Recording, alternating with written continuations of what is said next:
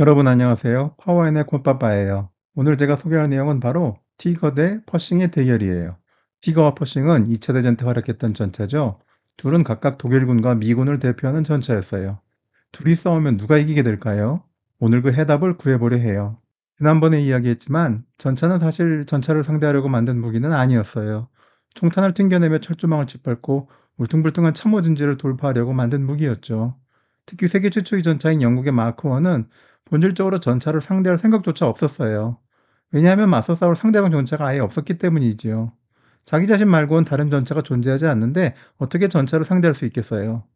영국의 마크 1보다 7개월 늦게 실전에 투입된 프랑스 최초의 전차 슈나이더 세아나 슈나이더 세아보다 한 달 늦게 실전을 치른 생샤몽도 상대할 전차가 없는 건 마찬가지였죠. 그럼 최초의 전차전은 언제 벌어졌을까요? 영국 및 프랑스가 상대해 싸우던 독일이 전차를 만든 뒤에 가능했겠죠. 일단 독일이 전차를 먼저 만들어야 했어요. 독일을 세계 세 번째 전차 지주국으로 만든 전차는 바로 이거였어요. 영국과 미국에서 H-7V라고 칭하는 전차지요. 전차 측면에 1차 대전 당시에 독일이 사용했던 일명 발 달린 십자가, 즉 타첸크로이츠가 보이죠?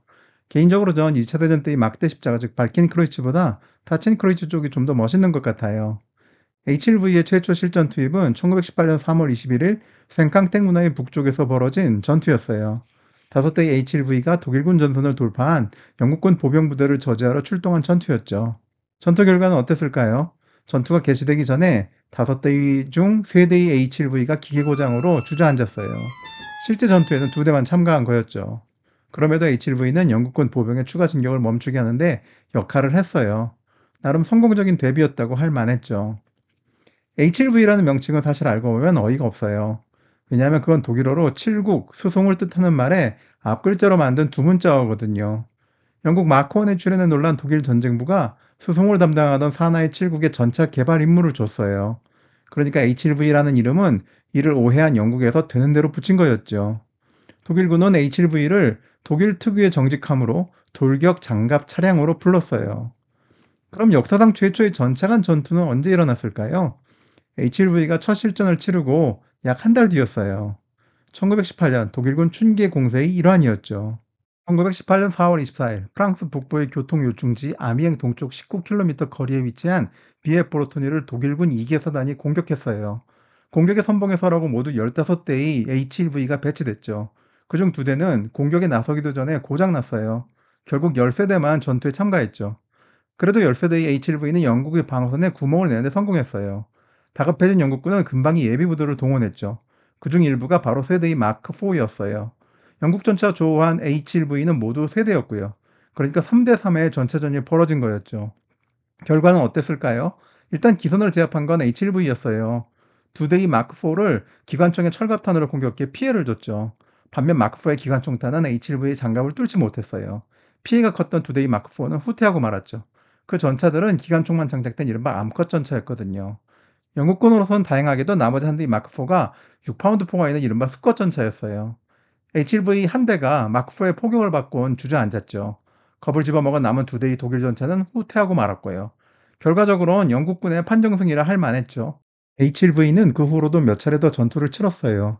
일례로 1918년 5월 독일군이 생캉텍 남쪽으로 새로운 돌파구를 뚫어 파리로부터 56km 지점까지 도달한 전투 때 투입됐죠. 하지만 H-1V 전과는 미미했어요. 또 같은 해 7월 2차 마른 전투의 일환으로 H-1V 8대가 랑스 방면에 투입됐을 땐 혼자가 아니었어요. 독일군이 노예께 자국군 전차로 삼은 마크4 20대와 함께였죠. 2차 마른 전투는 독일군의 패배로 끝나고 말았어요. 전적으로는 아닐지 몰라도 H-1V가 패전에 책임이 없다고는 얘기할 수 없겠죠. 그래도 어떤 면으론 H-1V는 상대적 우위를 보였어요. 하첸크로이츠로 달고 나간 마크4 20대 중 10대가 파괴된 반면 H-1V는 8대 모두 무사히 생還했거든요.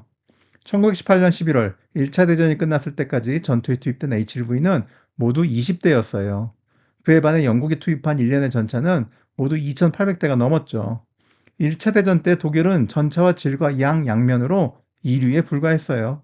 덮친 데 덮친 격으로 1차 대전이 끝난 뒤 독일에겐 가혹한 조건이 주어졌어요. 베르사유 조약으로 독일 육군의 규모가 10만 명으로 줄어든 거지요. 보병사단 7개, 기병사단 3개가 독일 육군에 허락된 최대 규모였어요. 1차 대전 개전 당시 84만 명과 1917년에 600만 병력에 비교하면 사실상 전면적인 무장 해제라고 봐도 될 수준이었죠. 더불어 장갑차, 전차, 군용 항공기의 보유도 금지됐고요. 독일은 곤경을 오히려 약으로서 활용했어요.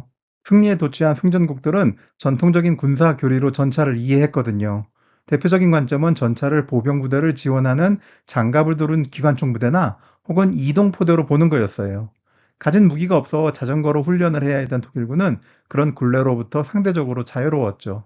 전차 부대가 육군 전체의 선봉에 서서 부대 단위로 전선을 개척하고 적 후방 깊숙이 침투한다는 개념을 세운 거예요. 이름하여 전격전이었죠. 번개처럼 동해 번쩍 서해 번쩍 싸운다는 의미였어요. 독일군은 1939년 폴란드와 1940년 프랑스 침공 때 1차 대전 때의 경험으로는 상상조차 할 수 없는 진격 속도를 선보였어요. 전격전으로 말미암아 독일군 하면 전차부대, 전차부대 하면 독일군이 생각나는 지경에 이르렀지만 그게 개별 독일 전차가 압도적으로 성능이 뛰어난 덕분은 결코 아니었어요. 가령 1940년 기준으로 독일군의 모든 전차는 두터운 장갑을 지닌 영국이나 프랑스의 전차를 파괴할 공격력이 없었지요. 앞에 보이는 전차들을 파괴한 건 독일군의 전차가 아니라 88mm 대공포, 그리고 JU-87 슈투카 같은 급강화 폭격기였어요. 티거는 대전차포나 급강화 폭격기의 도움 없이도 동시기 모든 종류의 적전차를 상대해 파괴할 수 있는 성능을 가졌었죠. 그럼 티거는 언제 처음 실전에 투입됐을까요? 티거의 데뷔 무대는 1942년 8월 29일이었어요. 502 중전차대대 소속의 1개 소대, 즉 4대의 티거가 레닌그라드 방면에 투입됐죠.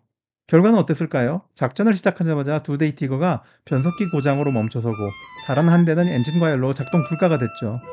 약 3주 걸려 수리를 마친 티거 소대는 9월 22일 다시 전투에 나섰지만 곧바로 한 대는 엔진이 피격돼 기동이 안 되고 나머지 세 대는 늪지에 빠져 오도 가도 못하게 됐어요.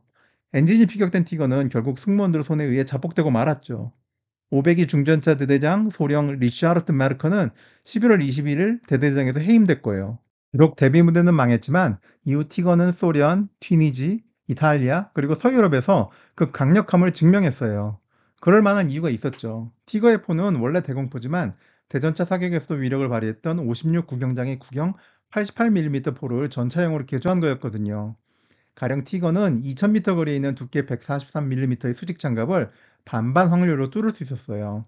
1942년 말 연합군 전차 중 가장 장갑이 두꺼운 소련의 KV-1 1942년형의 장갑 두께가 최고 130mm였으니 2000m 거리에서 파괴하지 못할 연합군 전차가 없었죠. 반면 구경 76mm의 소련 전차포 F-34는 500m 거리에서 최대 92mm, 구경 75mm의 미국 전차포 M3은 최대 95mm의 장갑을 뚫을 뿐이었어요. 티거의 포탑과 차체 전면 두께가 100mm니까 2000m에서 500m 사이 거리에서 마주하면 티거는 뚫리지 않으면서 적 전차를 부술 수 있었던 거죠.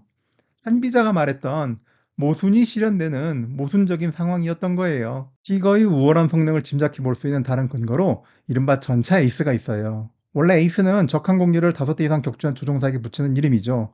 가령 1차 대전 때 독일의 만프레드 폰 리히트호펜은 80대의 적기를 격추했어요. 그가 탔던 포커 3엽기가 빨간색이었기에 리히트호펜은 붉은 남작이라는 별명으로 불렸죠.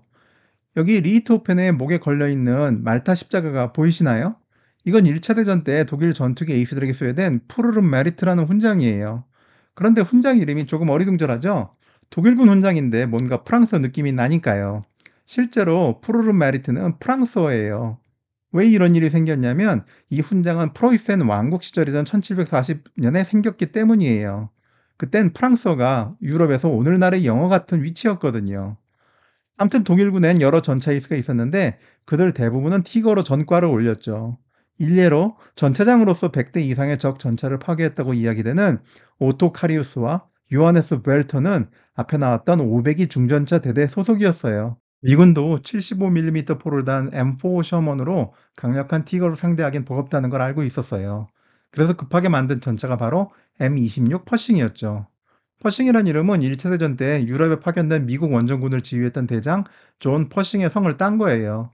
퍼싱의 포 구경은 90mm로 고성능 철갑탄을 쏘면 2000m에서 120mm 이상의 장갑을 뚫을 수 있었죠. 그러니까 더 낫다고는 못해도 어느 정도 비등하게 싸울 수 있는 조건을 갖췄던 거지요. 실제 전투는 어땠을까요? 두 전차는 실제로 직접 대결을 벌였어요. 1945년 2월 26일 밤 9시 독일 서부 쾰른이 서쪽으로 27km에 위치한 엘스도르프를 방어하던 티거 한 대가 철도 교차로 옆을 지나던 퍼싱 한 대를 발견했어요. 약 100m 거리에서 세 발을 그대로 얻어맞은 퍼싱은 파괴됐죠. 퍼싱도 솜방망이는 아니었어요. 다음 날인 2월 27일 오전, 다른 퍼싱 한 대가 엘스도르프를 지키던 다른 티거를 1000m 거리에서 파괴했거든요. 미군 33 기갑연대 소속의 이 퍼싱은 티거를 최초로 격파한 퍼싱이라는 칭호를 가지게 됐죠. 확실한 기록이 남아있는 티거와 퍼싱의 직접적인 대결은 이게 전부예요. 결과적으로 1대1의 성적이라고 할 수 있었죠. 오늘 이야기 어떠셨나요? 그럼 여러분, 나중에 다시 만나요. 원빠빠이 파워 앤!